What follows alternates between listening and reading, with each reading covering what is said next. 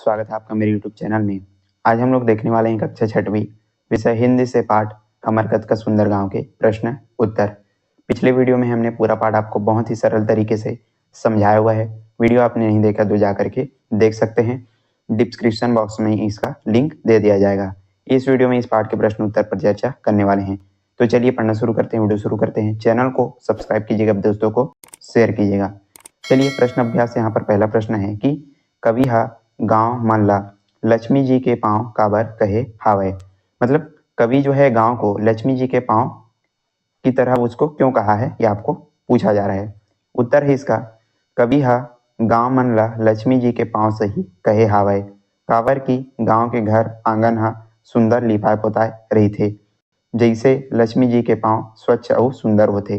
तो जिस प्रकार से माता लक्ष्मी जी का पांव बहुत ही स्वच्छ और सुंदर होता है, ठीक उसी प्रकार से गांव में जितने भी घर होते हैं, जितने भी आंगन हैं, उनको जो है बहुत अच्छे तरीके से उसमें लिपाई पोताई किया जाता है और वो बहुत ही क्या दिखाई पड़ता है, सुंदर दिखाई पड़ता है। तो उसी कारण से जो है कभी गांव को जो है लक्ष्मी जी के पांव के जो है उनको कहा गया है। चलिए प्रश्न 2 है कि गांव के घर मन ला देख के हवेली काबर दुखी होते। हमने पाठ में इसको पढ़ा है कि गांव के घरों को देख करके हवेली जो है क्यों दुखी हो जाती है, आपको पूछा जा रहा है। उत्तर है इसका, उत्तर देखते हैं। गांव के घर मन ला देख के हवेली दुखी होते काबर की गांव के घर मन गोबर ले लिपे पोते रही थे।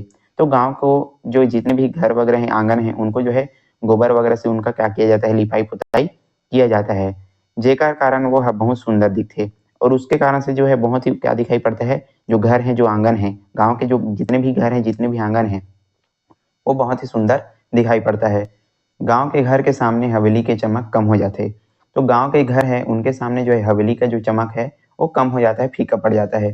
जेला देख हवेली दुखी होते, और उसको देख करके जो है हवेली दुखी होती है। तो इस प्रकार आप इसका उत्तर लिखेंगे। चलिए प्रश्न 3 है कि अन्नपूर्णा के ठाव कहाँ हावे। मतलब जो अन्नपूर्णा, माता अन्नपूर्णा है, उनका ठाव यानी कि उनका जगह कहाँ है, कविता में जो है बताया गया है, तो उसी को आपको लिखना है। चलिए उसका उत्तर देखते हैं। घर के पास में कोलाबारी हवे जहाँ साग सब्जी बोए जाते।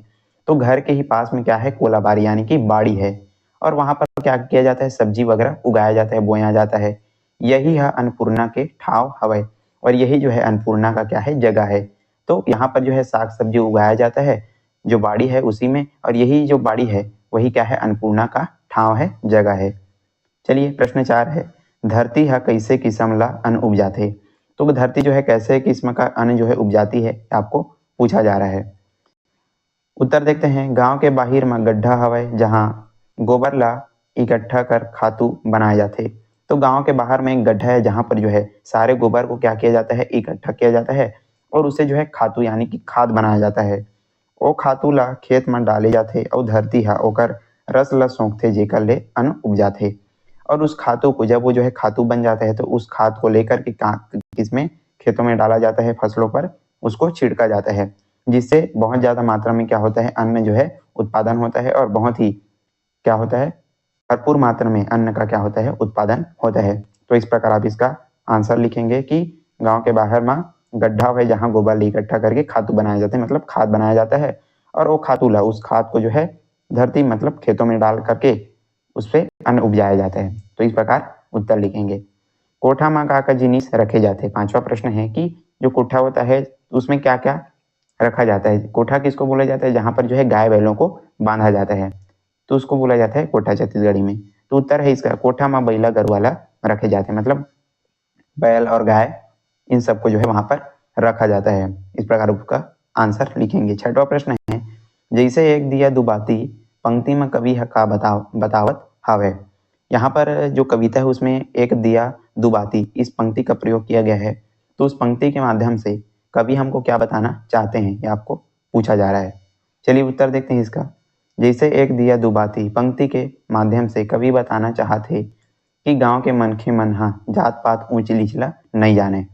तो इस कविता में हमने पढ़ा है कि जितने भी गांव के लोग होते हैं बड़े ही सरल स्वभाव के होते हैं, भोले भाले होते हैं। वो लोग जात पात ऊंच नीच ये सारी जो चीजें हैं उनको नहीं जानते। दुख सुख में एक हो जाते, जैसे एक दिया दू बाती। तो जिस प्रकार हम दीपक जलाते हैं तो उसमें एक दिया रहता है, लेकिन बाती जो है दो रहते हैं। तो ठीक उसी प्रकार से गांव के लोग जो है सुख दुख में जो है एक हो जाते हैं, और ये लोग जो है जात पात ऊंच नीच इन सारी चीजों को नहीं जानते, जो कि हमने कविता में बहुत अच्छे तरीके से पढ़ा है। तो इस प्रकार भी इसका उत्तर लिखेंगे। चलिए 7वां प्रश्न है, कवि हा नवा बहू के लुगरा ला सरसों के फूल संग तुलना काबर करे हवय। मतलब कवि जो है नवा बहू, जो नई नई जो दुल्हन है, लुगरा यानी कि होता है साड़ी, तो उसकी साड़ी को जो है सरसों के फूल के साथ उसकी जो है तुलना किया गया है। तो ऐसा क्यों किया गया है आपको बताना है। उत्तर है इसका, कवि हा नवा बहू के लुगरा ला सरसों के फूल संग तुलना करे हवय। काबर की खेत में सरसों के फूल है सुंदर दिखते, मानो नवा बहू के लुगरा लहरावत है। तो जिस प्रकार एक नई नवेली दुल्हन जब आती है तो उसका जो साड़ी है बहुत ही सुंदर दिखाई देता है, तो ठीक उसी प्रकार से खेतों में जो सरसों का जो फूल है वो बहुत ही सुंदर दिखाई दे रहा है, और उसी का जो तुलना है वो नई नई नवेली जो दुल्हन है उसकी साड़ी से जो है कवि यहाँ पर करते हैं। और इस प्रकार आप इसको उत्तर लिखेंगे कि कवि हा नवा बहू के लुगरा ला सरसों के फूल संग तुलना करे हवय। काबर की खेत में सरसों के फूल हा बहुत सुंदर दिखत है, मानो नवा बहू के लुगरा लहरावत है, यानी कि उनका जो साड़ी है वो आ रहा हो। तो इस प्रकार इसका उत्तर लिखेंगे। चलिए लास्ट है 8वां प्रश्न है, अंगना में तुलसी चौरा लगाए के का कारण हो ही। सभी के घरों में जो है तुलसी चौरा होता है, आप सभी लोग इनको जानते हैं। तो इसको क्यों लगाया जाता है, इसका क्या कारण होगा, आपको पूछा जा रहा है। उत्तर है इसका, तुलसी के पौधा ला शुभ माने जाते, ये कारण वाला अंगना में लगाए जाते। तो जो तुलसी का पौधा है उसको जो बहुत ही शुभ माना जाता है, इसी कारण से जो है घरों के आंगनों में जो है तुलसी का पौधा लगाया जाता है। तो इस प्रकार अब इसका उत्तर लिखेंगे। तो यहीं पर आज का हमारा ये जो वीडियो है समाप्त होता है। यदि वीडियो पसंद आया तो लाइक कीजिएगा, ज़्यादा से ज़्यादा शेयर करने हैं, और चैनल पर नए हैं तो जरूर सब्सक्राइब कर दीजिएगा। और पूरा पाठ हमने बहुत ही सरल तरीके से समझाया हुआ है, लिंक जो है डिस्क्रिप्शन बॉक्स में दे दिया जाएगा, वहां से जाकर के पूरा पाठ आप समझ सकते हैं। चलिए आज के लिए बस इतना ही, मिलते हैं इसी प्रकार के अन्य वीडियोस के साथ, तब तक के लिए पढ़ते रहिएगा। धन्यवाद।